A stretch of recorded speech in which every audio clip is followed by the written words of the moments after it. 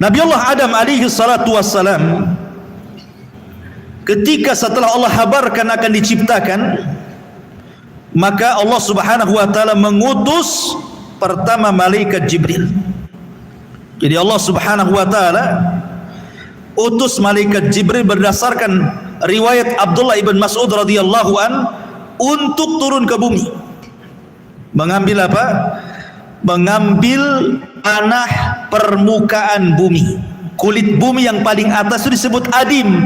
Makanya Adam disebut Adam karena diambil dari adimil ardi. Jadi malaikat Jibril turun ke bumi hendak mengambil permukaan bumi, tapi ditolak bumi, enggak mau. Bahkan bumi mengatakan, aku berlindung kepada Allah untuk kau ambil tanahku dan kau kurangi tanah yang ada di bumi ini. Bumi menolak dan berlindung kepada Allah. Dalam riwayat, aku tidak mau dari tanah yang kau ambil dari bumi, sebagian mereka masuk ke dalam neraka.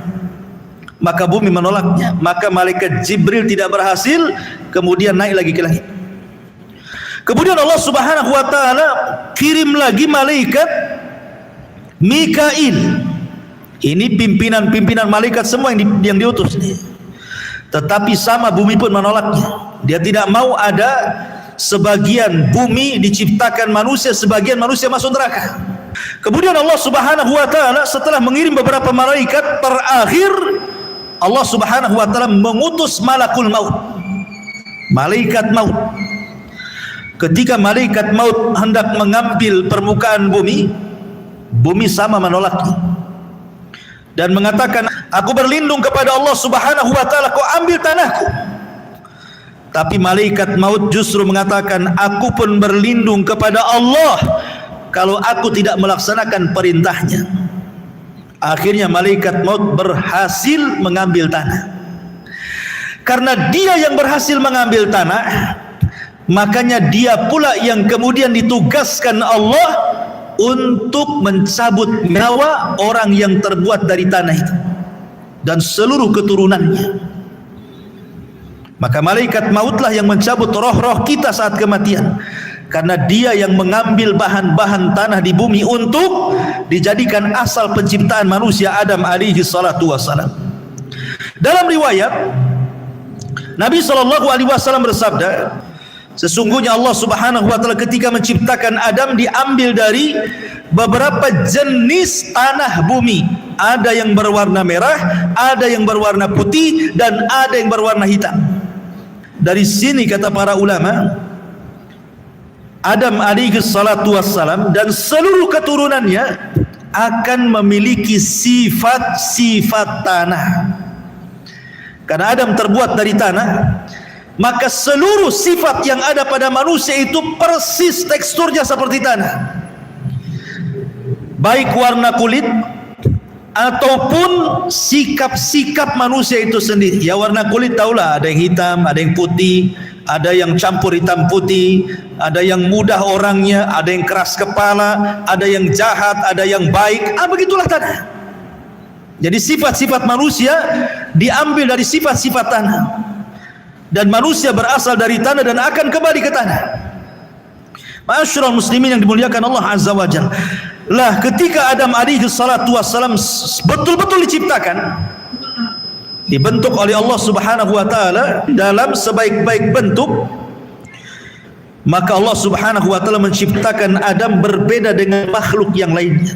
Tidak seperti malaikat, tidak seperti jin, tidak seperti binatang, tidak pula seperti tumbuh-tumbuhan.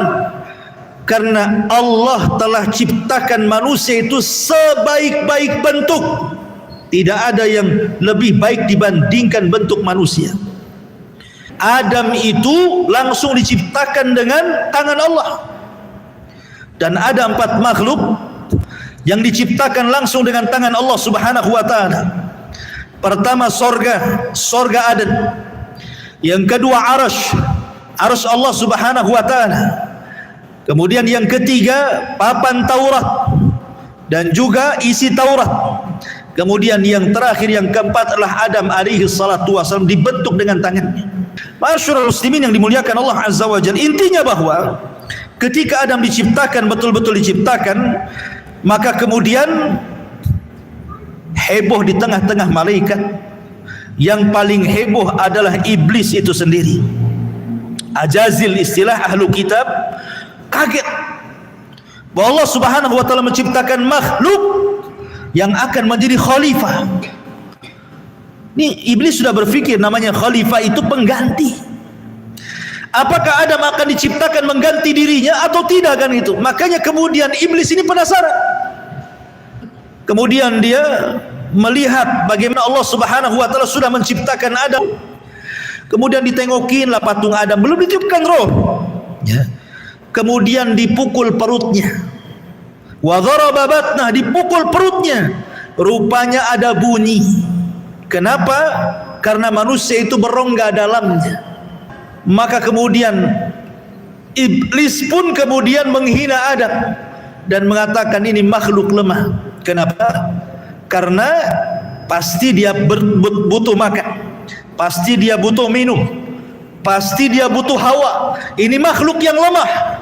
Kemudian setelah dia pandang dirinya, sekali-kali dia pandang Adam, kemudian kata iblis, rasa-rasanya aku ini dekat dengan malaikat dibandingkan orang ini. Malaikat tercipta dari cahaya dan dirinya tercipta dari api. Dia merasa bahwa penciptaan api dengan cahaya itu ada kemiripan dibandingkan Adam tercipta dari tanah. Makanya ketika kemudian disuruh untuk sujud, dia tidak mau sujud, kan? Kemudian dia mengatakan, kenapa kau tidak sujud wahai iblis? Apa kata iblis? Karena kau ciptakan dia dari tanah, aku tercipta dari api. Api mendekati cahaya, berarti aku dekat dengan malaikat. Ini kias yang batil.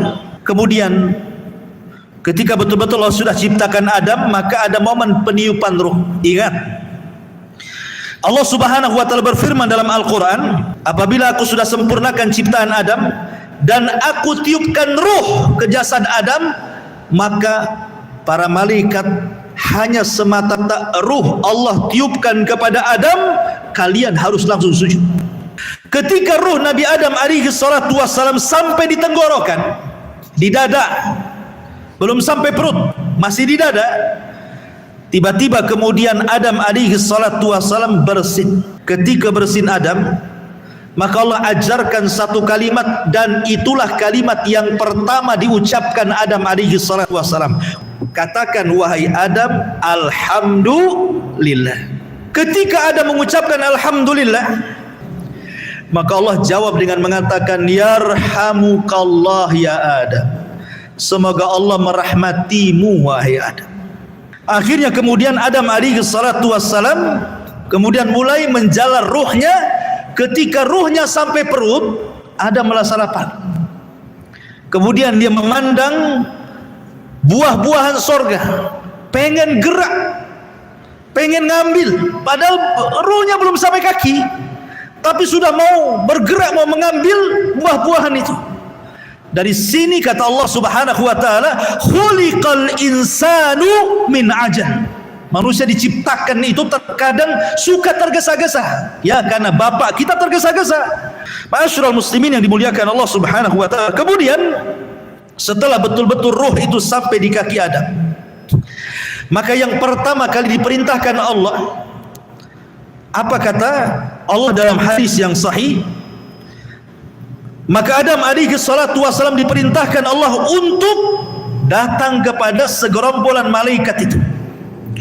Kemudian mengatakan, ya Adam, ucapkan salam kepada mereka.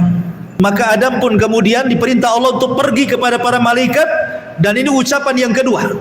Setelah sebelumnya mengucapkan alhamdulillah, ini ucapan yang kedua, ucapan salam.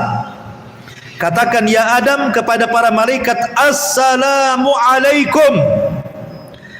Maka para malaikat menjawab, waalaikumsalam warahmatullahi wabarakatuh. Ma'asyiral muslimin yang dimuliakan Allah Azza wa Jalla. Baru setelah kemudian ruh masuk ke Adam sampai ke kaki, apa kata Allah? Apabila aku sudah sempurnakan Adam dan sudah kutiupkan ruh, kalian para malaikat harus sujud.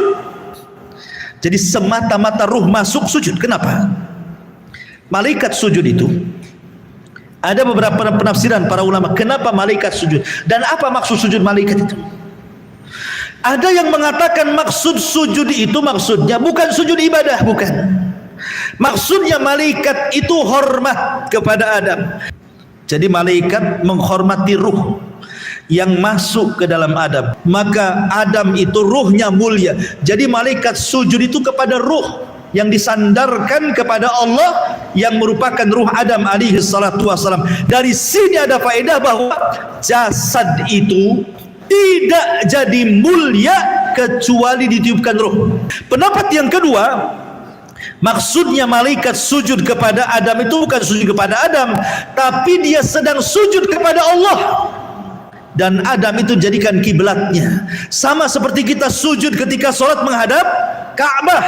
Bukan kita sujud pada Ka'bah, tidak, tapi kita sudah sedang sujud kepada Allah, cuman Ka'bah itu kiblatnya. Ma'asyiral muslimin yang dimuliakan Allah Azza wa Jalla. Baru setelah itu kemudian Allah Subhanahu wa taala ingin buktikan perkataan malaikat bahwa dia lebih hebat dibandingkan manusia. Dia menawarkan diri tergesa-gesa.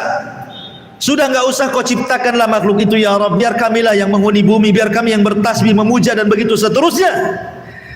Akhirnya Allah Subhanahu wa taala buktikan bahwa terkadang Adam dan anak turunannya yang soleh itu jauh lebih mulia dibandingkan para malaikat.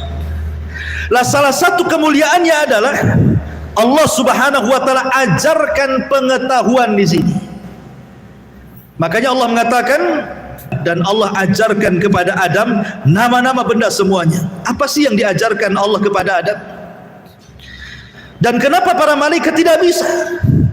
Kan malaikat mengatakan, artinya Allah sudah berusaha mengajarkan malaikat juga, tapi malaikat tidak punya kemungkinan seperti manusia, tidak punya kekuatan hafal seperti manusia dan kepahaman seperti manusia. Makanya dia mengatakan, kami hanya mengetahui apa yang kuajarkan saja kepada kami ya Rabb. Tapi Adam dibuat kecerdasan dan hafalan tingkat tinggi. Allah ajarkan nama-nama. Apa sih arti nama-nama di sini? Penafsiran yang pertama, maksud nama-nama di sini artinya nama-nama benda. Nama-nama benda semua Adam tahu. Dulu alam semesta ini tidak ada namanya. Belum ada penyebutannya. Ini bumi, ini bulan, ini planet, ini gunung, ini belum ada. Allah ajarkan kepada Adam sehingga satu semesta alam ini ada namanya. Sungai, laut, gunung, itu semua diajarkan kepada Adam alaihi salatu wassalam. Tapi ada juga yang mengatakan bahwa Adam itu diajarkan nama. Maksud nama-nama di sini artinya Allah mengajarkan kepada Adam bahasa. Jadi Allah ajarkan kepada Adam segala bentuk bahasa. Adam paham bahasa malaikat, dia bisa bicara dengan malaikat. Adam paham bahasa jin, Adam bisa bicara dengan jin. Adam paham bahasa binatang, Adam bisa bicara dengan binatang. Bahkan Adam paham bahasa semua dari keturunannya. Mau bahasa apa saja dari keturunannya yang dia ucapkan, Adam paham. Dan ini pendapat yang kuat, bahwa Allah ajarkan kepada Adam itu berbagai macam bahasa. Malaikat diciptakan itu tanpa nafsu, tidak mungkin maksiat. Mereka makhluk yang ibadah setiap detiknya kepada Allah. Adam Allah ciptakan pasti maksiat karena dia diberikan hawa nafsu. Tapi Allah unggulkan Adam dari ilmu berupa pengetahuan bahasa. Allah unggulkan Adam dari malaikat.